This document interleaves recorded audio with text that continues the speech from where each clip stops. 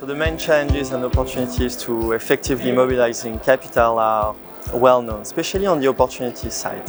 When you speak about emerging markets, it speaks about growth and it speaks about potentially additional yield for investors, and for impact investors, more additionality, which is key.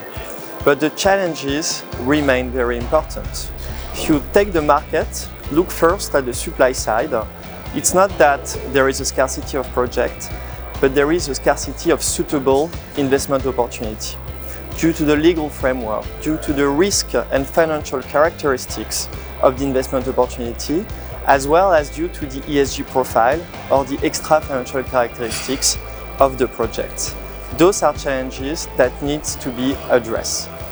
If you look at the demand side, of course investors are looking for higher yield and higher additionality, but they lack investment opportunity, impact investment program, which are scalable, an easy fit within their investment allocation, and cost effective. So you need to address those two sides of the equation to make it happen. And that's one of the reasons why at Amundi we believe we need to develop sustainable capital markets to help solve these key barriers to entry. So the positive impact of institutional investors on COVID-19 relief efforts. First, we have to say, and we have to acknowledge really loudly, that the first line of defense is coming from public institutions, from public finance. Having said that, in the aftermath of the crisis, in many countries, public finance are strained. And this is typically the situation where institutional investors have a role to play. They can really channel more capital to those economies to help build back better the economy in a greener, more inclusive and sustainable way. To do so, they need the right investment opportunities, and this is typically an area where public-private partnerships can play a role.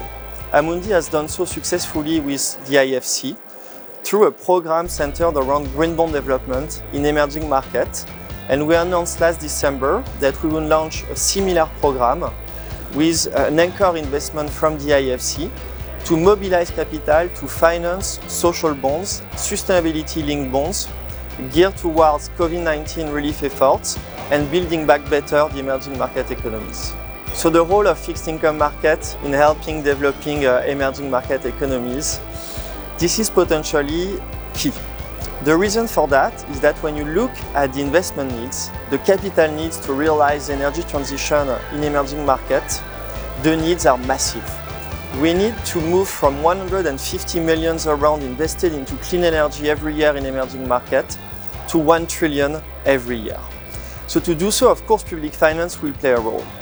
There will be private debt and private equity investment funds, but we need to develop capital market solutions to really support project sponsors, companies, financial institutions to continue finding the financing or refinancing that they need to make the transition happen on the ground. Why is it crucial to tackle SDG 1, poverty, and SDG 10, reducing inequality? Simply for the reason that they should be first in your pecking order as an impact investor. They are linked to all the other SDGs, and there is no way you're going to succeed in finding solutions to the other SDGs if you do not take into account SDG 1 and 10. Think about climate change. Think about SDGs related to biodiversity.